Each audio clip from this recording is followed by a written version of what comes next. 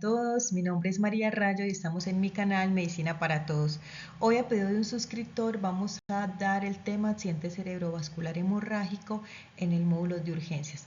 Como es un tema bastante extenso, lo dividimos en dos y esta va a ser la primera parte. Introducción grande, decimos que el accidente cerebrovascular se divide en dos, en el isquémico y en el hemorrágico, siendo el isquémico el más común entre un 70 y un 80% y el hemorrágico, que será el tema de hoy, entre un 20 y un 30%, siendo la causa de esta o una hemorragia intracraneal o una hemorragia subaracnoidea y se da o se produce cuando un vaso cerebral se debilita y se rompe, lo cual produce pues una hemorragia. En este caso vamos a dividir el video en dos. Iniciaremos hablando de lo que es la hemorragia intracraneal y en la segunda parte hablaremos sobre lo que es la hemorragia subaracnoidea. La hemorragia intracraneal espontánea es una extravasación aguda de sangre dentro del parénquima cerebral secundaria a una ruptura vascular espontánea no traumática de forma, tamaño y localización muy variable. Es importante en su definición tener en cuenta que no debe haber un trauma para que se dé esa ruptura vascular. Respecto a la epidemiología, no vamos a discriminar si es isquémico o hemorrágico. Decimos que cada año 15 millones de personas sufren un accidente cerebrovascular, 6.5 mueren tras sufrirlo, 5 millones quedan con discapacidad permanente y cada año 16.000 personas mueren en Colombia por causa de estos ACV. Más del 16% de estos ACV dan entre los 15 y 49 años y más del 62% de menores de 70. En cuanto a los hombres, tienen un porcentaje de un 47% de todos estos ACV y las mujeres un 53% de todos estos accidentes. Además, el 25% de las personas que sobreviven pueden sufrir un segundo ataque cerebrovascular. En Colombia, para lo que va corrido del año 2024, tenemos una tablita de las 10 primeras causas de defunción en Colombia, donde las enfermedades cerebrovasculares están en un 6.3%, siendo la segunda causa de defunción en Colombia. A nivel mundial, con respecto a los accidentes cerebrovasculares hemorrágicos, el 28% corresponden a estos. Hay más de 3.4 millones de nuevos casos de estos accidentes cerebrovasculares hemorrágicos. Cada año más del 68% de todos los accidentes cerebrovasculares hemorrágicos ocurren en personas que son menores de 70 años y también cada año más del 23% de estos ACV dan en personas menores de entre 15 a 49 años y actualmente 21 millones de personas en todo el mundo han experimentado un accidente cerebrovascular hemorrágico. Los factores de riesgo tenemos unos que son no modificables y modificables. Entre los no modificables tenemos la edad, la raza y el género, y entre los modificables tenemos estos que son los que aumentan la posibilidad de sufrir un accidente cerebrovascular, siendo el primero con un 58% la hipertensión arterial. Entre ellos también tenemos el sobrepeso, la diabetes, la contaminación del aire, fumar, malos hábitos alimenticios, colesterol, disfunción renal, alcoholismo y falta de actividad física. Y pues se ha evidenciado que las personas que sufren un accidente cerebrovascular van a reunir más de uno de estos factores de riesgos y alrededor del 80% pues, de estos accidentes cerebrovasculares se pueden prevenir si se identifican pues, estos factores de riesgo y se corrigen. En cuanto a la etiología de la hemorragia intracraneal, tenemos unas causas primarias y unas secundarias. Entre las primarias tenemos la hipertensión arterial y la angiopatía amiloide, que son los temas que hablaremos correspondientes en este video, y las causas secundarias, que serían malformaciones arteriovenosas, aneurisma intracraneal, angioma cavernoso, angioma venoso, trombosis de los senos venoso cerebral, también las neoplasias intracraneales, coagulopatías, vasculitis, uso de alcohol o cocaína y enfermedad cerebrovascular hemorrágica o isquémica. ¿Qué pasa en la hipertensión arterial? Primero, pues es la causa más común de la hemorragia intracraneal espontánea, representando el 65% de los casos. Y segundo, pues la mayoría de los pacientes que nos van a llegar van a ser hipertensos.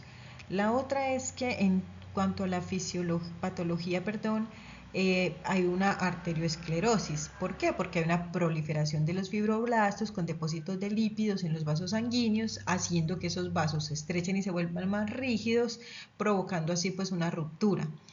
Hay que tener en cuenta dos factores importantes como para yo poder diferenciar que es de origen hipertensivo o por una angiopatía amiloide. ¿Cuáles son? Primero, la localización del hematoma. Hay localizaciones específicas, en este caso será una localización más profunda, como vemos en esta imagen del ATAC. Podemos ver aquí que es una imagen que está localizada en el ganglio basal izquierdo y es una imagen hiperdensa que nos dice que es una zona donde hay un sangrado activo, ¿cierto? El otro factor que tenemos que tener en cuenta es la edad, y cuando los pacientes son un poco más jóvenes nosotros decimos pues que la causa puede ser de origen hipertensivo. Otra razón por que fisiopatológicamente se vean afectadas las estructuras más profundas en cuanto a la hipertensión, primero pues conocemos que las estructuras más profundas del cerebro van a ser lo que son los ganglios basales, el tálamo, la protuberancia y los núcleos dentados del cerebro. ¿Qué pasa? Como vemos en esta imagen que les estoy señalando aquí, ¿cierto? Estas estructuras profundas van a ser irrigadas por estas pequeñas arterias que son las arterias penetrantes, y que estas van a surgir obviamente pues directamente de estos vasos de un calibre mayor.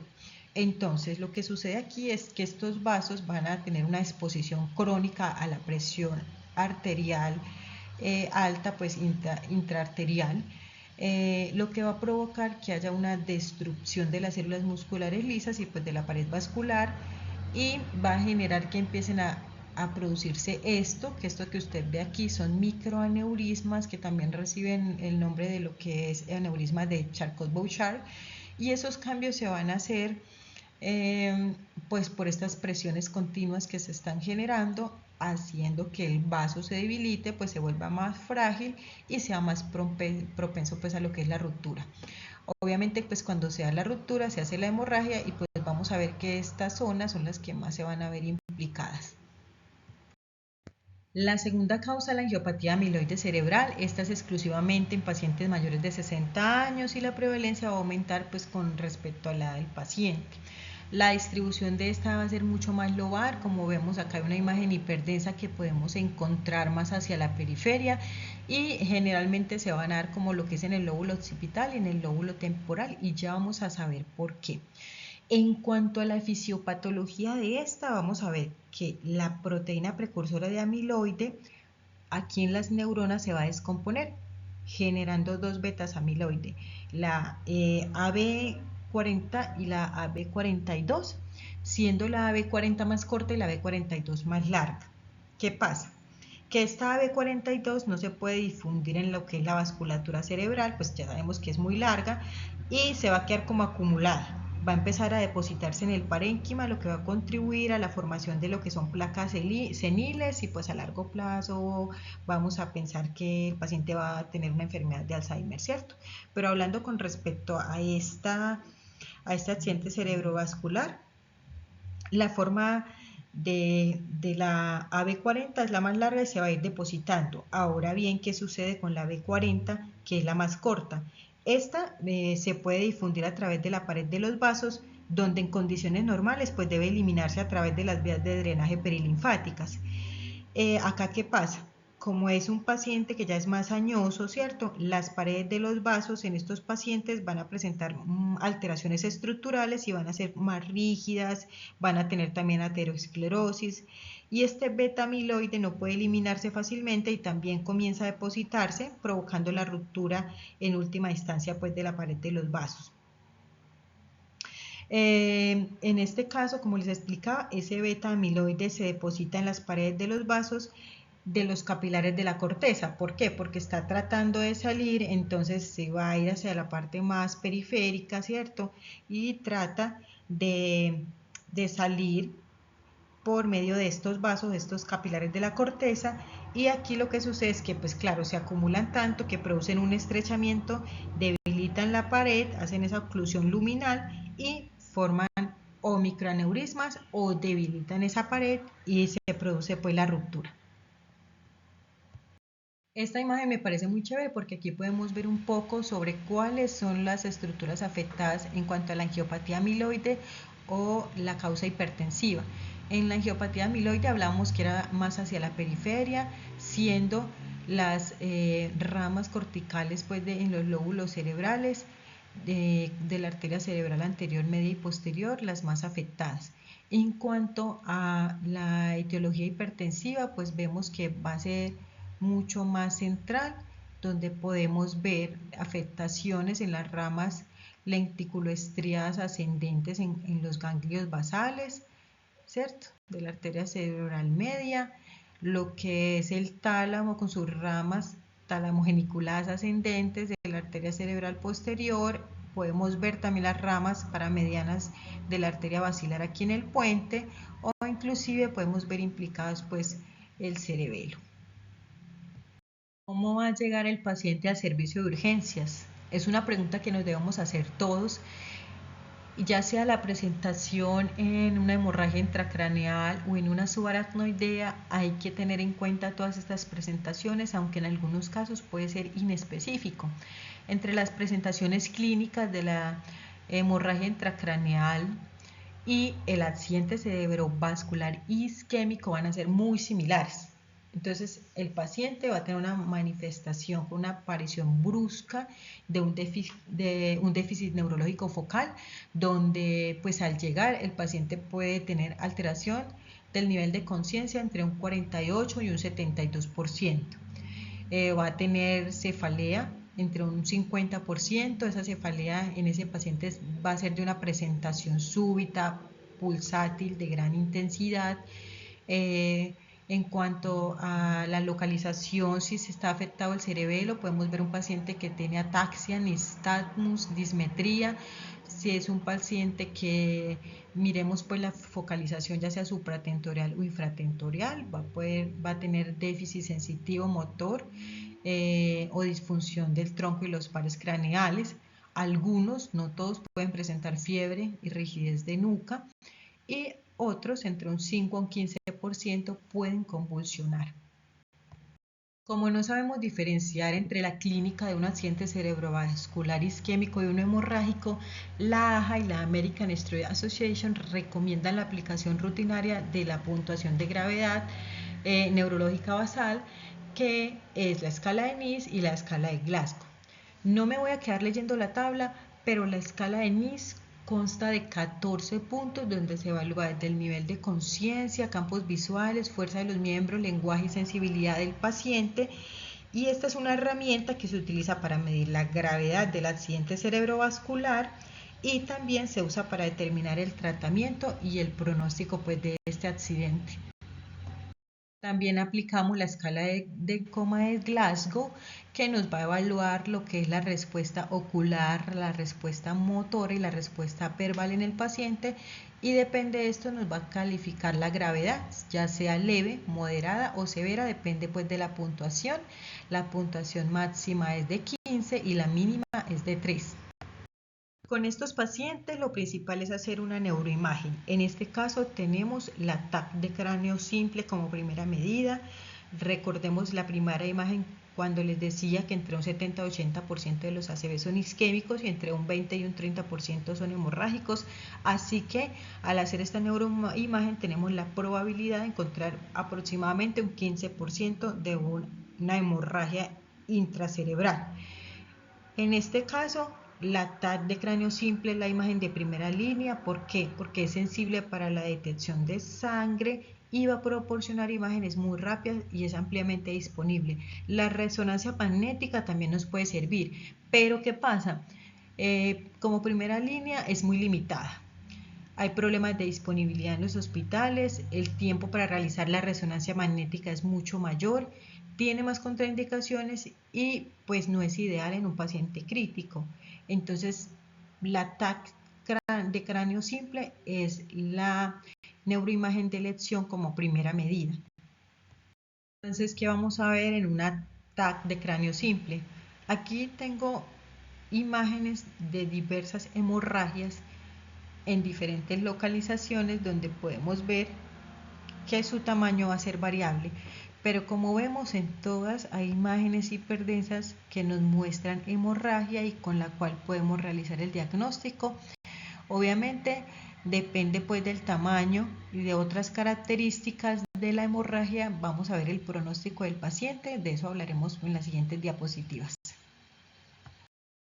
Una vez realizado ya el diagnóstico pues, de la hemorragia intracraneal, como vemos en las imágenes anteriores, debemos identificar rápidamente los factores que tienen un impacto en la estabilización aguda y el manejo del paciente. ¿Cómo vamos a hacer esto? Les traigo esta tablita que es una mnemotecnia que se llama BLED, que nos va a decir la B, qué tan grande es esa hemorragia, la L, cuál es la localización, la E, si hay edema o no asociado, la otra E, que me va a hablar de lo que es la extensión, si se extiende o no hacia los ventrículos, y la D me va a decir si hay desplazamiento de las estructuras o hay herniación. Vamos a hablar de la mnemotecnia. Iniciaremos hablando con la B, que la B nos dice qué tan grande es la hemorragia. Para eso tenemos la regla de A por B por C dividido 2, que nos va a decir que A es lo largo, nos va a decir que B es lo ancho y nos va a decir que C es la cantidad de los cortes en los que se ve el hematoma. Y todo eso lo vamos a dividir en 2. Según el resultado que nos dé, nos va a dar o va a ser un predictor de mortalidad y pronóstico, diciéndonos que si hay un volumen menor de 30 centímetros cúbicos, la mortalidad es del 20%. Aquí vemos un hematoma, la imagen hiperdensa ya con todas sus medidas, y también nos va a decir si el volumen es mayor a 60 centímetros cúbicos, la mortalidad va a ser de un 90%. Al final vamos a ver cuál sería el manejo dependiendo pues de este predictor de mortalidad. La L nos va a hablar de la localización de la hemorragia. ¿Qué va a hacer esta? Me va a ayudar a predecir la etiología de dónde es, si es una etiología más hipertensiva o amiloide. Es importante también para informar el pronóstico y guiar obviamente el manejo y estructuras profundas del cerebro, supratentorial y las que se localizan en el cerebro y en el tronco cerebral. La E nos habla del hematoma, es mirar, ¿cierto? El edema perihematoma es muy importante porque si hay un gran volumen de este edema perihematoma basal es predictivo de pobre resultado funcional. Es un paciente que vamos a ver que va a tener un deterioro rápido a nivel neurológico y como vemos en esta imagen de esa tomografía podemos ver que tiene mucho edema. De esta manera podemos ver el edema, podemos diferenciarlo porque hay borramiento de los surcos, como podemos ver, y no se diferencian bien las estructuras cerebrales. La M habla de la extensión de la hemorragia hacia los ventrículos e hidrocefalia y esta ocurre en aproximadamente el 45% de los casos de la hemorragia intracraneal. La hemorragia intraventricular es una fuente de factor de riesgo independiente pues, de la mortalidad y el mal resultado funcional. Como podemos ver en esta imagen, pues estos son los ventrículos, ¿cierto? Y dentro de estos ventrículos, pues vemos esa imagen hiperdensa que nos habla de que hay una hemorragia y que está intraventricular, como vemos aquí. La sangre dentro del sistema ventricular puede causar hidrocefalia también, y la hidrocefalia puede contribuir a un rápido aumento de la presión intracraneal y un mal pronóstico en el paciente. Por último tenemos la D, que es el desplazamiento de las estructuras cerebrales críticas y herniación, y como podemos ver aquí sería la línea media donde la hemorragia es tan grande que nos está generando el desplazamiento de la línea media, hace un efecto de masa del hematoma y hace un edema circundante, dando como resultado pues que haga una fuerza asimétrica en el cerebro, y estos hematomas tan grandes pueden dar lugar pues al desplazamiento no solo de la línea media como lo vemos acá, sino a una herniación temprana en el paciente. También se creó el ICH Score, que es una escala de estratificación de riesgo de los pacientes que mide 5 predictores independientes de la mortalidad a los 30 días. Ya depende de la puntuación, nos da un porcentaje estimado de mortalidad del paciente. ¿Qué evalúa? Evalúa la escala de Glasgow de 0 a 2 puntos, el volumen del hematoma de 0 a 1 punto, si está o no intraventricular de 0 a 1 punto, si es de origen infratentorial, la edad del paciente y finalmente nos va a dar una puntuación, siendo la puntuación 0 de un 0% de mortalidad y siendo la puntuación de 6 puntos un 100% estimado de mortalidad en estos pacientes. Otras ayudas diagnósticas que se pueden usar es el angiotac. Más que todo se ha encontrado que el 96% es sensible para la detección de anomalías vasculares en el entorno pues, de lo que es la hemorragia intracraneal. Y la resonancia magnética pues es superior más que todo en detección de lo que son tumores, metástasis, cavernomas, isquemia y angiopatía amiloide cerebral. Y otros estudios que se pueden realizar especialmente es el hemograma, donde especialmente vamos a ver lo que son las plaquetas, los tiempos de coagulación, la función renal y hepática y en algunos casos tóxicos si se sospecha pues el consumo de cocaína y la glucometría se debe hacer para evitar pues hiperglicemia en estos pacientes. El manejo que se va a dar en urgencias con estos pacientes que presentan esta hemorragia intracraneal, primero es la vigilancia al crecimiento del hematoma y hacer neuroprotección. Y vigilar, pues si hay edema perihematoma, el paciente debería comentarse a una unidad de cuidado intensivo. Entonces, cuando hablamos de neuroprotección, ¿a qué nos referimos? La neuroprotección fisiológica, o sea, en un estado basal del cuerpo, el paciente se presentaría eubolémico, con una temperatura menor a 37.5, que tenga los niveles de sodio en su rango normal, que tenga una hemoglobina entre 7 y 10, con una glicemia menor a 180 y que tenga una presión de CO2 de 35 a 40, que sature como mínimo 92 y que tenga una presión parcial de oxígeno mayor a 90. Esta sería pues como una neuroprotección fisiológica. Ahora nosotros, ¿qué vamos a hacer con este paciente? Entonces nosotros, ¿cómo vamos a hacer una neuroprotección adecuada? Lo vamos a hacer con unas metas que se conocen actualmente como el GOSCAP. Es una mnemotecnia en donde nos va a decir que cada letra significa como una intervención o algo que le debemos hacer al paciente. Entonces tenemos la G que nos habla de la glicemia, que la debemos tener entre 80 y 180 miligramos por decilitro. La H que nos va a hablar de hemoglobina entre 7 y 10, como lo decía hace un momento. Lo que es el oxígeno, hablando de la saturación, que debe estar como mínimo en 92 y con una presión de oxígeno mayor de 65.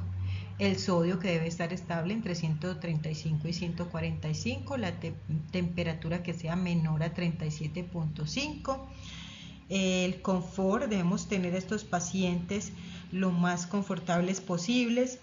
Si hay que darles sedación, se les da sedación, si están intubados, si convulsionan, manejarlo de las convulsiones. También la A, que es de presión arterial, mantenerlas en metas. En este momento no me voy a enfocar porque ya vamos a ver una diapositiva sobre eso. Y lo que es la presión pues, parcial de CO2 debe estar entre unos 35 y 45 milímetros de mercurio. La primera meta en urgencias es evitar la expansión del hematoma, porque sabemos que hasta el 26% ocurre en la primera hora y 38% entre las 6 a 24 horas siguientes. Entonces, ¿cómo vamos a evitar la expansión del hematoma?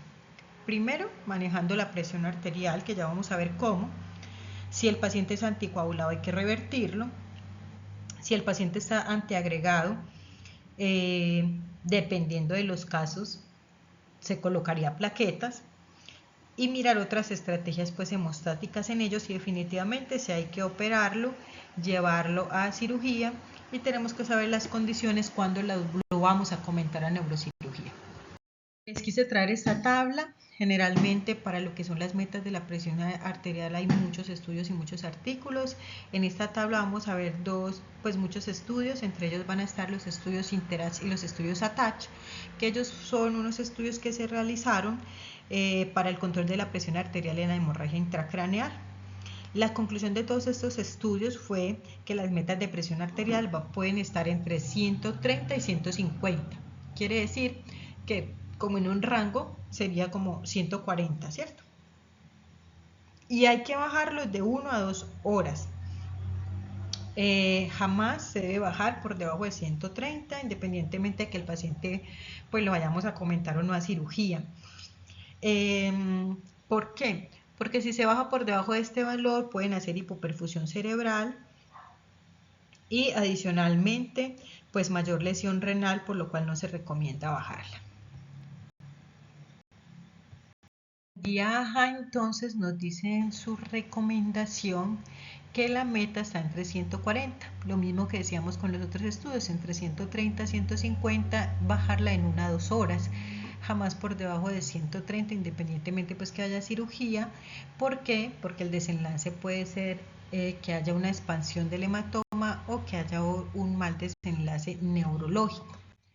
También tenemos que en esta tabla nos muestra que el manejo puede ser o con labetalol o con nitroprusiato o con nitroglicerina.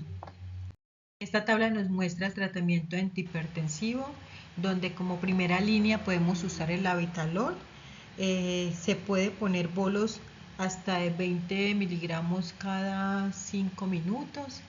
Ya si con esto no mejora, podemos iniciar una infusión de 1 a 2 miligramos y significativamente no logramos estas metas de presión con el labetalol, lo podemos cambiar por lo que es el nitroprusiato de sodio, iniciando una infusión de ya sea 0.1 a 0.2 miligramos minuto, y recordemos que la nitroglicerina también nos puede servir en caso de que no tengamos estos otros medicamentos. Otra de las cosas que podemos hacer para evitar la expansión del hematoma es la corrección de la anticoagulación. Sabemos que una de las principales causas que se ha asociado con hemorragia intracraneal hasta en un 15% es el uso de anticoagulantes, y actualmente sabemos que hay mucho paciente anticoagulado. La hemorragia de los pacientes que toman warfarina se asocia como con el aumento de esos volúmenes del hematoma y peores resultados, pero los pacientes que toman anticoagulantes orales, los DOACs, ellos se van a asociar con peores resultados. Entonces, ¿qué debemos hacer? Estos pacientes deben recibir los agentes de reversión tan pronto como sea posible, y no olvidar y tener en cuenta que estos pacientes que ya fueron trombolizados, pues que recibieron RTPA, un 6.4% de los pacientes pueden sangrar, de pasar de ser un accidente cerebrovascular isquémico a pasar a ser un hemorrágico, y no debemos olvidar que eso lo tenemos que tener en cuenta. Para quienes toman warfarina, el objetivo del tratamiento es la reversión, obtener inicialmente un INR que esté inferior a 1.4, administrar vitamina K 10 miligramos intravenoso y administrar concentrado de complejo de protrombina de 4 factores, que este es el Optaples, y la dosis va a ser de acuerdo al peso y al INR. ¿Qué pasa aquí? Que generalmente, o en donde estén en todas las instituciones, el INR no va a estar tan rápido y no nos podemos quedar esperando el INR, entonces se sugiere una dosis de 25 a 50 unidades kilo, mientras pues tenemos el resultado de INR. En caso de que no haya disponibilidad tampoco del complejo de protrombina de 4 factores del Optaples, se puede administrar plasma fresco congelado de 10 a 15 cc por kilogramo. Con respecto a la warfarina, olvidé decirles que si al paciente se le administra Optaples, va a ser un paciente que va a tener una mejoría rápida, que va a ser una reversión entre 10 a 15 minutos, por lo tanto es una muy buena opción, pero en caso de que no tengamos este reversor, pues se le administrará al paciente plasma fresco. Este plasma fresco le va a servir al paciente, pero se va a demorar muchísimo en revertir. Y lo digo para que lo tengamos en consideración, que depende del tratamiento, pues vamos a observar al paciente y vamos a esperar que la respuesta sea rápida o sea una respuesta lenta. Ya con respecto a los anticoagulantes orales directos, ellos van a tener un reversor específico que se va a usar. Si tenemos al dabigatran, se va a administrar hidarosizumab, pero si tenemos los inhibidores del factor 10A, que es el rivaroxaban y el apixaban, el reversor será el andesanet alfa. Y si no tenemos estos reversores específicos, se puede igual utilizar el concentrado de complejo de protrombina de 4 factores en las mismas dosis de las que habíamos hablado hace un momento, entre 45 y 50 unidades por kilo. Este es un esquema que nos presenta la AJA, es un esquema de revisiones donde nos muestra pues la vitamina K de acuerdo al INR cuánto se debe poner, y si ustedes no tienen INR pues se pone 25 a 50 unidades kilo. Si es dabigatran, si tienes el reversor, y si no está disponible pues colocarse el complejo de 4 factores. Si tenemos rivaroxaban y apixaban, serían andesanet alfa, si no, el optaples, que es el mismo complejo de 4 factores. Y si el paciente viene por el contrario anticoagulado con heparinas, si está anticoagulado con heparina no fraccionada, se revierte con protamina. Si tenemos una heparina de bajo peso molecular, y utilizamos el mismo tratamiento. Listo, como un resumen grande pues del manejo para estos pacientes. Recordar que muchos de estos pacientes que cursan con hemorragias intracraneales están antiagregados, aproximadamente una cuarta parte pues de esos pacientes. Estos pacientes van a tener un peor pronóstico, van a tener mayor crecimiento del hematoma. No existe actualmente ninguna indicación para la transfusión de plaquetas en lo que es la hemorragia intracraneal a pacientes antiagregados. Por lo tanto, pues van a ser de un manejo más bien expectante.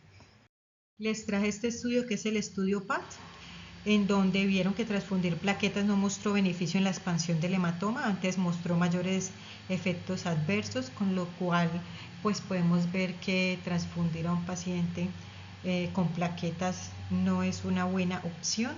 En cuanto a la AJA, pues la recomendación nos dice que solamente se va a transfundir con plaquetas a un paciente que usted sospecha que va a tener una caída significativa de las plaquetas y que lo van a llevar a cirugía.